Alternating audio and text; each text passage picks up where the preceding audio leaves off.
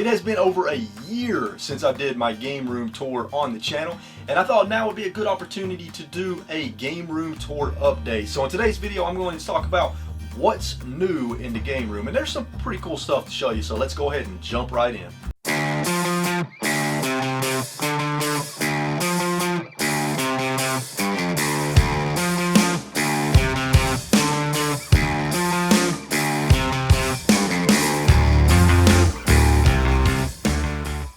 So one of the big things that changed since my last game room tour is that I completed the Black Label North American set for the Nintendo GameCube, and I actually did an entire video series on that, and I'll leave a link to all those videos in the description down below so that you can check those out. But in addition to completing the GameCube collection, I've also got some pretty cool new items for the collection. For example, the Resident Evil 4 chainsaw controller, complete in box, and it has never been opened. I'm pretty happy to have that in the collection. It's a really nice piece, and I'm not going to open the box. I'm going to try to get a loose copy of it at some point so that I can actually use the controller. But in addition to that, we also got a complete in box, very good condition version of Dance Dance Revolution Mario Mix, and I am actually going to play this at some point. I might even play it on stream, although ooh, that could be a little embarrassing. Then we got the Star Fox Adventures Survival Kit, which was an exclusive to Circuit City. It did not come with the game, but it had some stuff in it, like it had like a soda drink and a door hanger, which this one is missing the door hanger, unfortunately. And then it had a roll of toilet paper with tips for the game on a roll of toilet paper. So, you know, you could wipe your ass with Star Fox toilet paper if you want.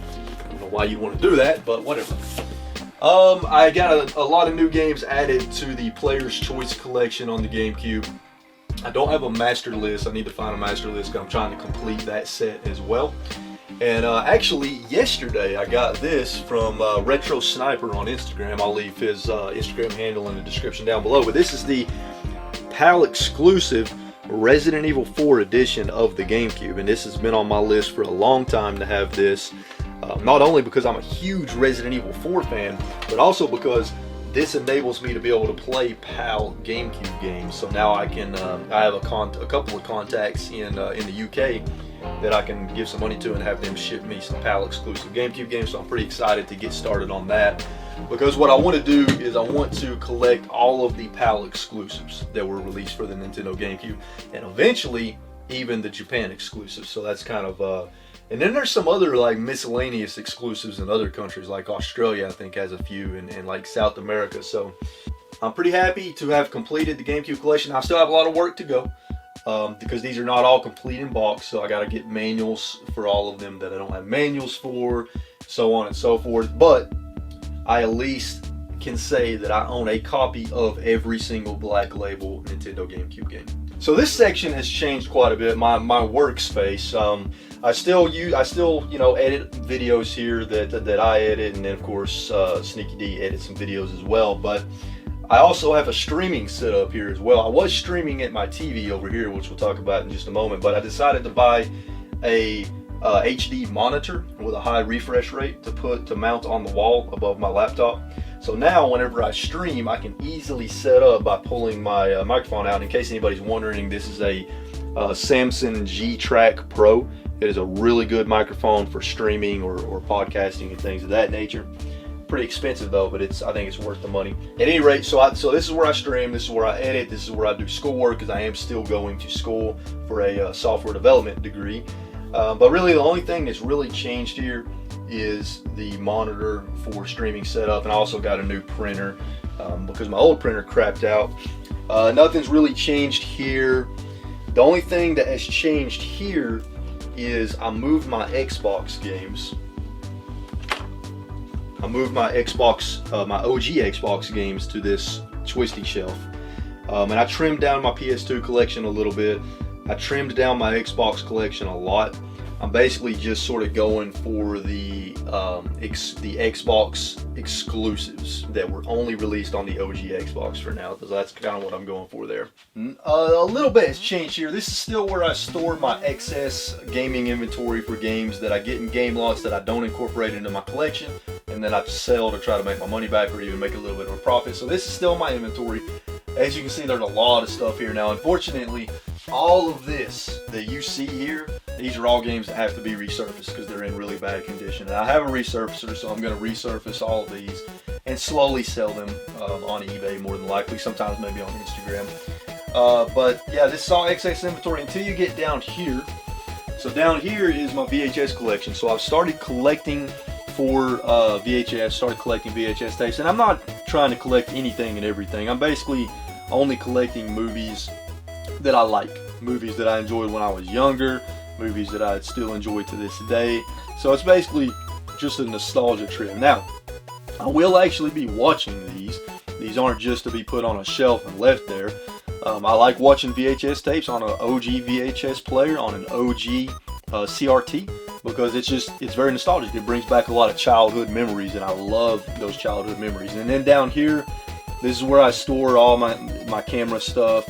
So I got my camera bag down here and some of my miscellaneous equipment. And then for the NES collection, there hasn't been a whole lot changed here. I have added a lot of new NES games to the collection since the Game Room Tour. I'm at 405 games now. I was at like 430 or 40, but I trimmed the collection down a little bit. Basically, I got rid of some of the like crappy sports games that I'm probably never going to play. So trimmed it down a lot. There's more here. So, you know, I'm pretty proud of my NES collection, pretty happy with that. Now, used to, in the last Game Room Tour, the Super Nintendo games were below the NES games, but I've kind of moved things around a little bit. So now I have my Nintendo 64 games down here, and I ran out of room, so it's not set up in an ideal way. I did the best that I could with the space that I had available to me. If I had a few less NES games, I could back the Nintendo 64 collection up a little bit and get them all looking like that. But I had to put some down here like that, as you can see, and it's fine. Eventually, I'll find a better solution to display the Nintendo 64 games. But my Nintendo 64 collection is down here, and I think I've got around 150 games, if I remember correctly. I am going for a full set, cart only, for the Nintendo 64. And then over here, I moved my Sega Master System collection. It didn't used to be here, but I moved the Master System collection here. I'm going for a complete set, a complete North American set for the Sega Master System collection. I haven't really gotten a whole lot of new games for it in a while. Kind of slowed down on that one. We got a couple of collector's editions from Limited Run Games here for the Star Wars games that were released. Not a whole lot's changed here. Down here, I moved my Nintendo Switch collector's editions down here, and I've got a PS4 collector's edition as well for Star Wars Bounty Hunter. But I moved all those down here and still ran out of room, as you can see by me having to put this blasphemous box here. Constant struggle when you have a game room as small as mine, in a home as small as mine. The struggle is finding room for everything. And you know, sometimes you have to get creative. And then down here, not a whole lot has changed. I got some players guides, got a few Goosebumps books, gonna collect more of those. Got a lot of miscellaneous, you know, magazines and players guides and stuff like that. A couple of video game themed board games. So a lot has changed in this section. As you can see, this is where I moved all of my Super Nintendo games, and also I've added a lot of Super Nintendo games to the collection since the Game Room Tour. I'm over 200 games on the Super Nintendo now, including some pretty rare titles too that I'm pretty proud to have in the collection. But I moved the Super Nintendo games. Unfortunately, to get them all to fit, I had to do stuff like this where I have some of them on top, you know, of each stack. And then I've added a couple of Genesis games to the collection, but nothing major. I've added a few DS games, a few 3DS games. This I actually found recently at a flea market. A boxed copy of Super Mario Land. I got it for 20 bucks, and the box is in really good condition. It has the cart and the plastic insert in it, but it didn't have the manual. But I found a manual on eBay for 4 bucks, so I essentially got a complete and boxed copy of Mario Land for 24 bucks, which is a lot less than what it goes for a complete and box on eBay. So I was pretty happy about that. I've added a few Wii games to the collection, and I actually moved all of my Wii games to this shelf. They used to be on the Wii stand, which is actually no longer in the game room. I put it in storage. So all the Wii games are here now. I've added a couple of Wii U games. I've added quite a few PS Vita games since the Game Room Tour, a couple Xbox 360 games, a couple of PSP games. I've added a few new boxed titles down here. Let's see if I can remember. Breath of Fire is one on the Super Nintendo, so I added that. And then I added this hacked Zelda game right here. The Legend of Zelda Ancient Stone Tablets Master Quest. So I added that. I think Super C. Yeah, Super C and Teenage Mutant Ninja Turtles. These are all new since the Game Room Tour, I believe. A box copy of Monopoly on the NES. And I think that's pretty much it. Oh, I found this in the flea market. This is the complete show for the Super Mario Bros. The Super Mario Bros. Super Show on DVD, along with some extras, and it's got everything in it. So that's pretty cool. I was pretty happy to find that, and I haven't watched this cartoon in a very long time, so it's probably worse than I remember it being.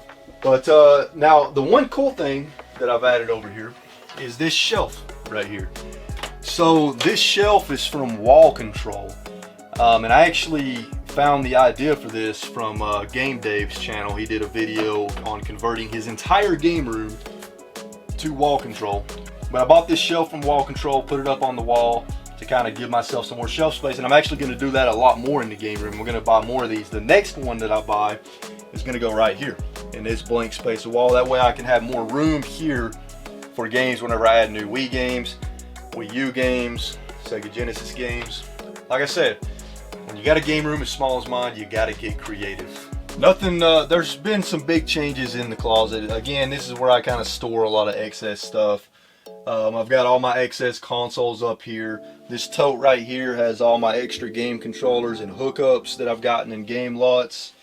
I've got packing material here.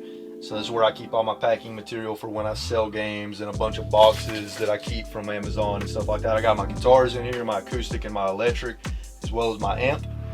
Because a lot of you may not know, I actually play guitar too. I've been playing for a long time. But that's pretty much it. I mean, it's just my closet where I store all my extra shit. So I've actually changed this area a lot. First and foremost, you can see that my big TV, my big Sony CRT/HD TV that was here is now gone. I didn't get rid of it, I simply put it in storage because I wanted to get some smaller CRTs in here. So this is my setup for now. I've got these two white CRTs with VCRs built in. This one, the VCR works. That one, unfortunately, it doesn't. I'm probably going to replace this one in a week or two with a CRT that my brother has. That's a nice kind of flat screen CRT. But this is a holy grail item right here. This is a Sony Trinitron PVM monitor. These things are extremely rare and hard to find, and very much sought after in the retro community because retro games look fantastic on these little TVs. They almost look like they're in high definition on these TVs. It's kind of hard to see on the camera, but when you see it in person, it's so clean and crisp that it looks like it's HD instead of standard definition, even though this is not an HD TV. So these TVs are really nice. You have full control over everything. The chroma, the brightness, the contrast. You have these little knobs where you can tweak it to your liking. And it has S-video and it has RGB, so you can get some really high quality pictures out of this thing.